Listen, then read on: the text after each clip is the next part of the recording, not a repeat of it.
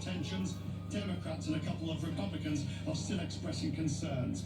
After years of bitter debate, in Britain, the House of Commons have voted overwhelmingly on Thursday in favour of Prime Minister Boris Johnson's Brexit deal. 334, 231 against. The Prime Minister now looks poised to take Britain, the UK, out of the European Union on January the 31st. The bill heads to the House of Lords, but it's not expected to be dramatically altered. Thousands of people turned out in France to mark the 36th day of a national strike. Public sector workers are fighting President Emmanuel Macron's efforts to overhaul the pension system. At one demonstration in western France, police fired tear gas at the protesters.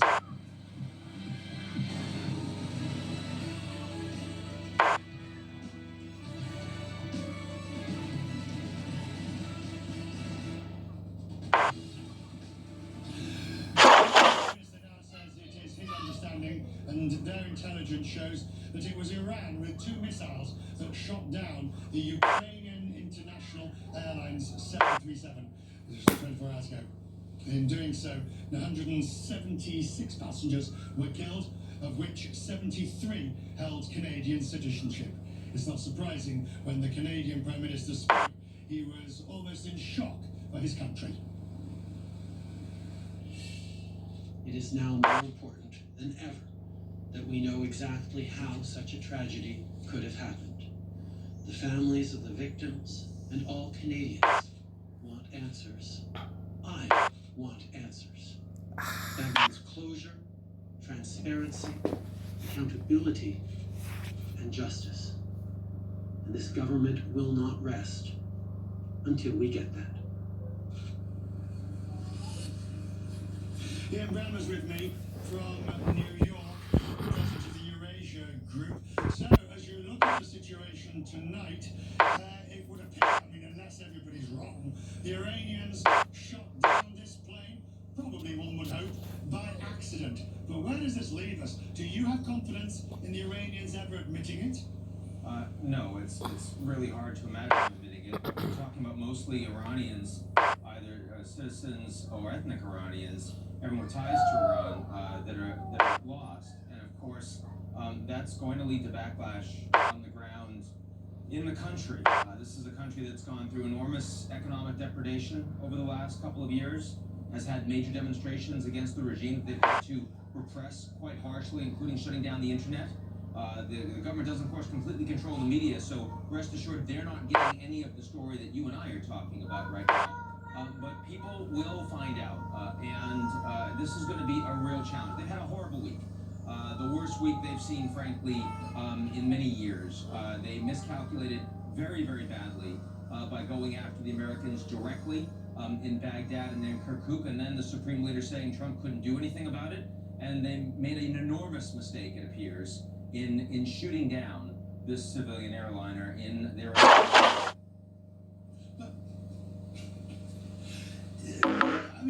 in theory, of course, they are supposed to allow the Canadians, the Americans highly unlikely, but the Canadians and others to be part of the investigation, to see the wreckage, and obviously there'll be the repatriation of the bodies. Now, surely, if there is explosive residue, it will become clear from other sources than the Iranians. That's right. Let's see, first of all, what kind of access is provided. You're the airplane expert here, certainly not me.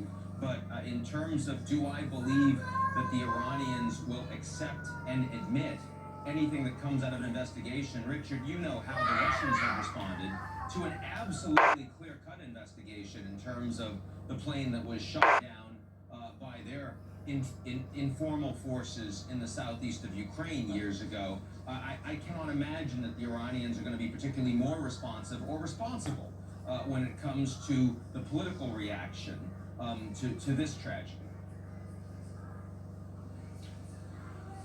Your report on the balance of risks comes out at this time of the year, just ahead of us all heading off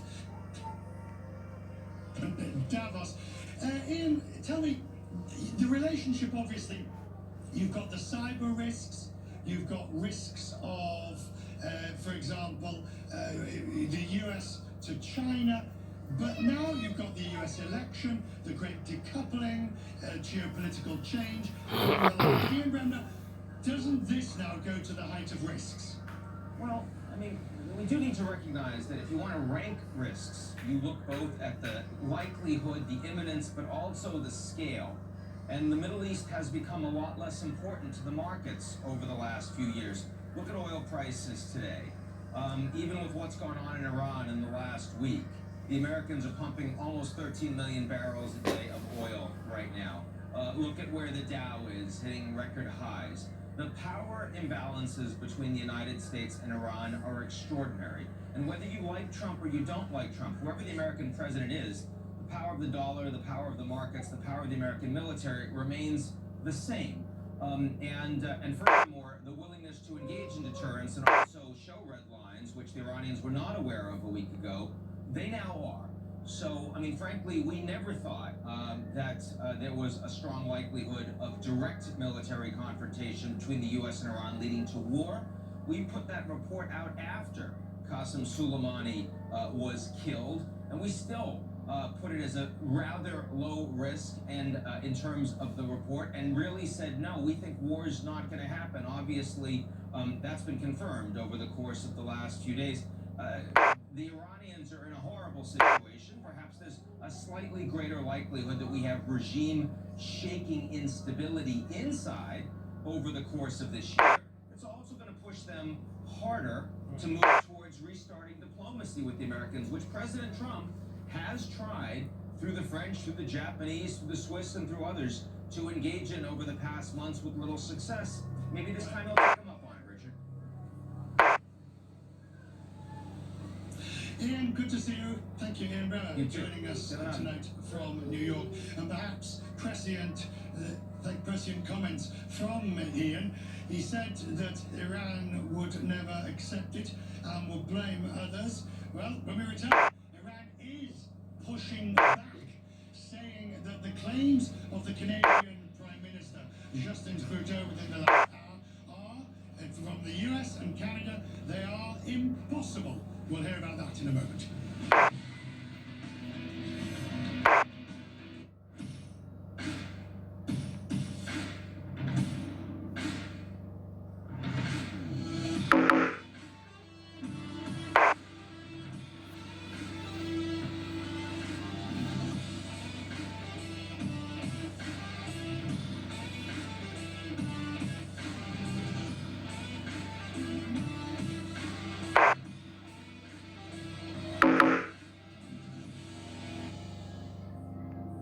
New African Voices Changemakers.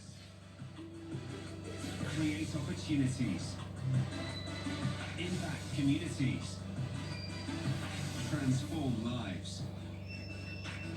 Pilots inspire a new generation to spread their wings. My vision for the future, for my work, where a small child can just wake up and like, I'm gonna do that one day. African Voices Changemakers on Sunday in association with Hello. It's the holidays and we're seeking the sun. On the next CNN Business Traveler, the Hawaiian shirt, business attire, They go in the thousands of dollars. a different luncheon meat, Welcome to the Spam Jam. trying nature's shampoo, that's all thrown up on the head, and hula, making a spiritual connection. It's all on the next CNN Business Traveler. In association with Radisson Hotels. That's more like it. I'm not going to relent now.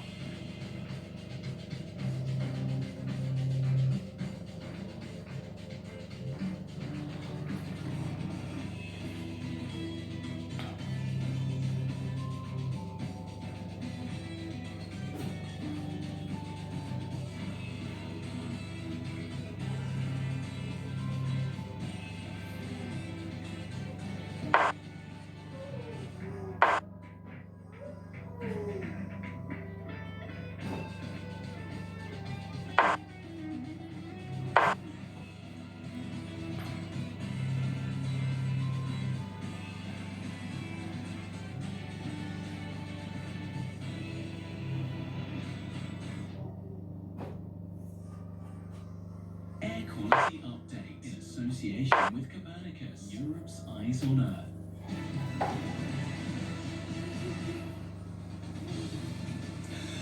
So let's continue our coverage on the Iranian story.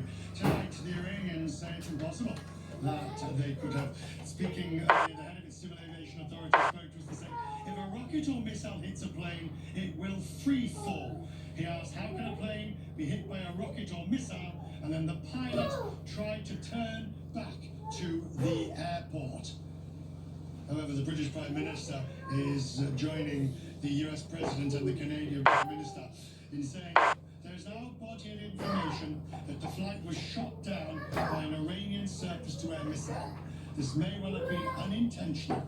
We are working closely with Canada and our international partners, and there now needs to be a full, transparent investigation.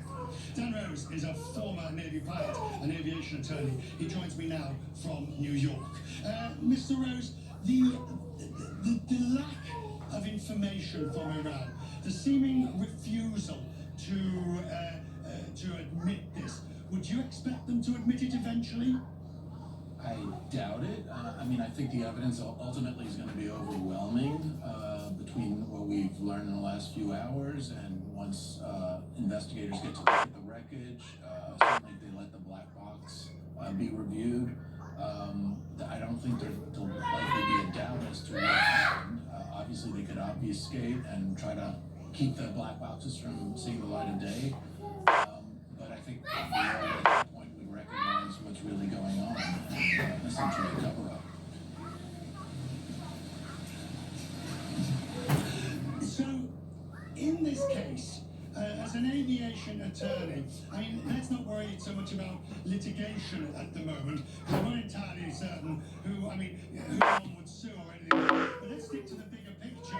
I mean, if Iran doesn't follow through with its obligations for a full and transparent investigation, there's not much anyone can do, is there?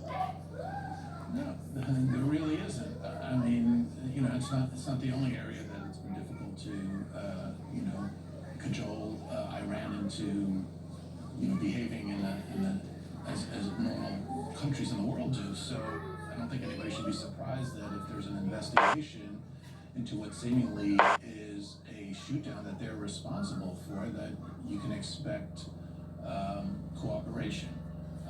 But that should deter anybody from pursuing it, certainly the investigators and even lawyers on behalf of families. I mean, it's not without precedent. For instance, you look at the Vincennes when we accidentally shot down an Iranian aircraft. At the end of the day, we did the right thing, and the families were compensated. So there is precedent for Iran acting as part of the family of nations, but will they do it? I doubt it.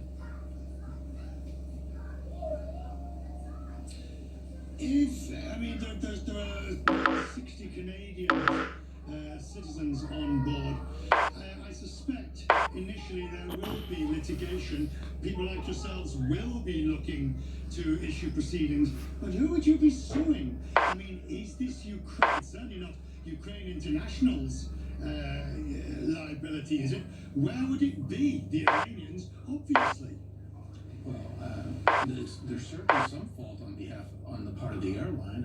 I mean, to let the airline take off, the aircraft take off in the middle of essentially a war zone is at least partly their responsibility. Of course, they didn't think they would get shot down, but you have to think reasonably in a situation like that.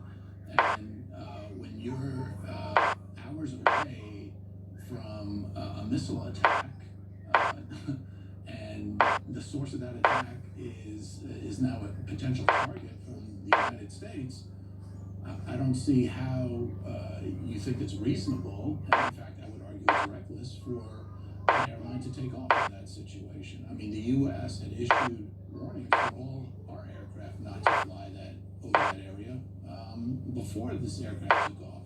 So sure, there's recourse against the airline, but whether there's recourse against Iran is a lot harder, but we've been successful. This is how you beat it at Candidate Master. This star, the small star, represents that you have done well. You did not reverse. You did not ask for an idea. You just beat the computer. That's how to beat this. Gripping us throughout the